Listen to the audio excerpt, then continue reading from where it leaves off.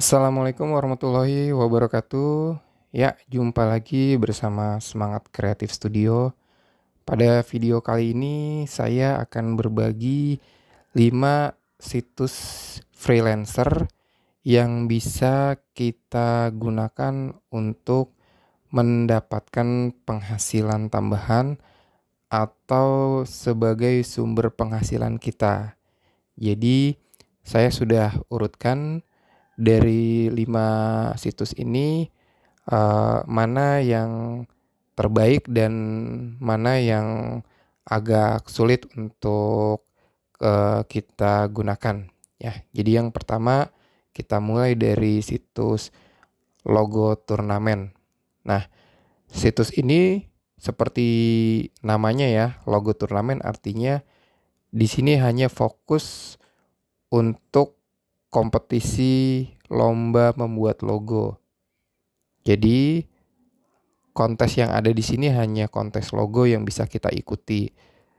Dan ini masuk daftar urut kelima menurut saya karena untuk bisa bergabung di website ini cukup sulit ya. Kita harus masuk dalam daftar tunggu, tidak langsung, jadinya ya dilihat juga bagaimana kualitas desain kita dan portfolio kita. Jadi rasanya agak sulit bagi desainer baru untuk ikut serta di kontes pada logo turnamen. Nah, berikutnya situs yang keempat ya. Jadi namanya adalah 48 Hours Logo. Nah, untuk di sini sama fokusnya di bidang desain logo atau kontes logo. Ya, kita lihat tampilan websitenya. Jadi, oh maaf, ternyata di sini ada juga untuk kontes desain lain ya seperti poster, digital design, label atau packaging. Jadi nggak cuma logo. Tapi di sini pun nggak terlalu nggak terlalu mudah dan nggak terlalu populer untuk situsnya karena biasanya hadiahnya juga tidak terlalu besar di sini. Dan persaingannya di sini cukup sulit juga, cukup ketat juga. Jadi untuk kita warga negara Indonesia jarang biasanya ikut di 48 Hours Logo. Ya, kita lanjut di situs yang ketiga ya, yaitu Design Crowd. Nah, ini tampilannya. Design Crowd ini nggak hanya berfokus di logo desain ya, nggak hanya fokus di kontes logo, tapi ada juga desain-desain yang lain kita bisa ikuti. Misalkan kita memiliki skill di bidang 3D atau di bidang desain icon, landing page, dan lain-lain sebagainya. Ini komplit ya, cukup banyak ya, kita sampai bisa ikutan tato desain nih, bikin tato, desain tato, atau Word, template Word ya. Jadi di sini banyak sekali ya variasi kontesnya bisa kita ikuti di sini. Nah, kita juga bisa lihat di sini untuk pesertanya bisa kita perhatikan khusus untuk kontes logo banyak ya, cukup banyak sampai dengan 107.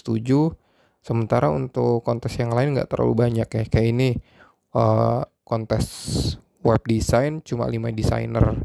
Ya mungkin karena prosesnya ya, proses membuat desain web kan cukup rumit atau memakan waktu. Nah, kita lanjutkan di situs yang kedua ya. Nah, situs yang kedua ini adalah designhill.com.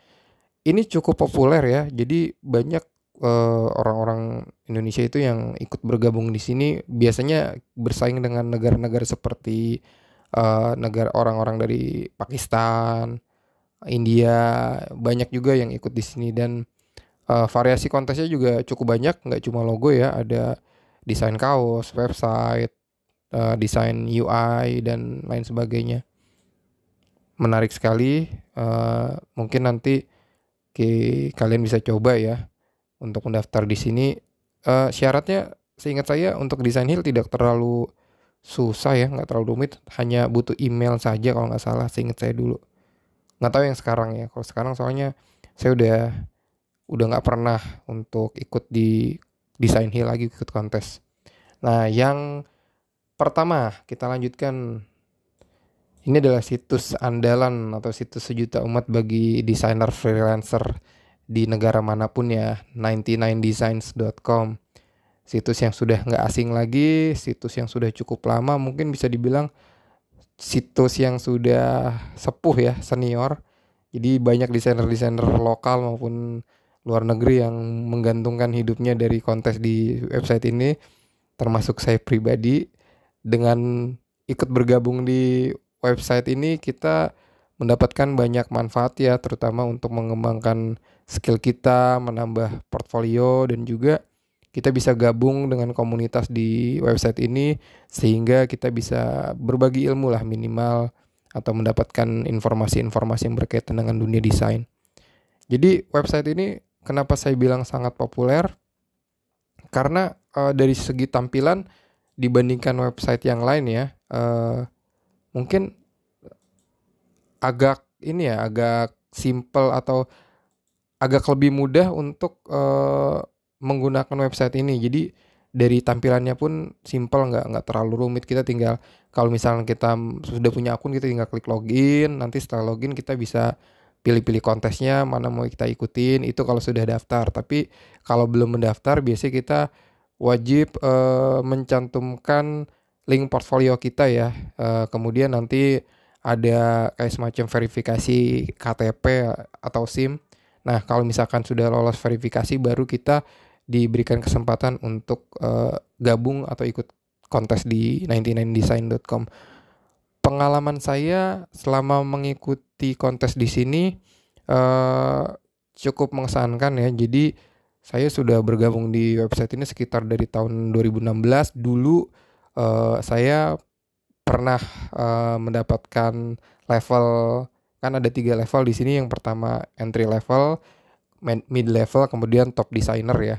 Dulu sih platinum designer nyebutnya. Nah, dulu saya sempat mid level. Nah, karena vakum cukup lama, beberapa bulan saya nggak ikut kontes, akhirnya sempat diturunkan ya oleh dari pihak 99 Design. Akhirnya saya kembali di entry level, yang mana untuk entry level kita hanya dibatasi mengikuti, kalau nggak salah dalam 1 bulan cuma 14 kontes.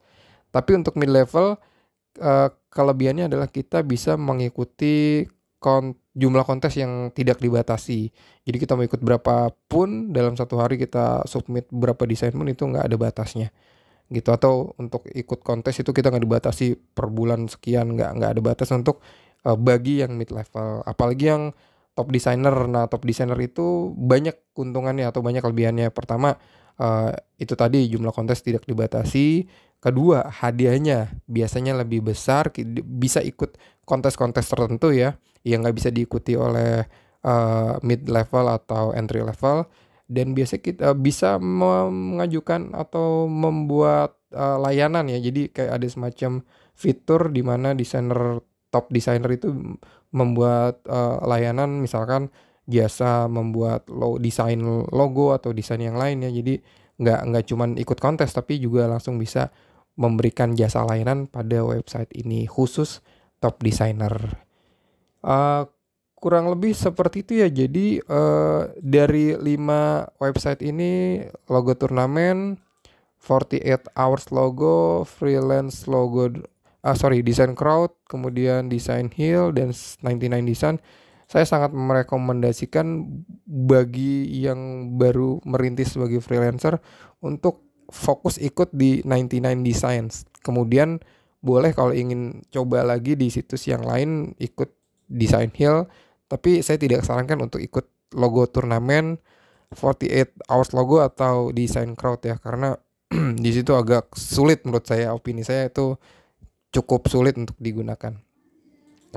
Kurang lebih seperti itu ya. Jadi selamat bergabung di website freelancer. Jadi kalian bisa ikut menambah penghasilan di sini atau menjadikan website freelancer sebagai penghasilan utama. Jumpa lagi di video berikutnya. Terima kasih. Wassalamualaikum warahmatullahi wabarakatuh.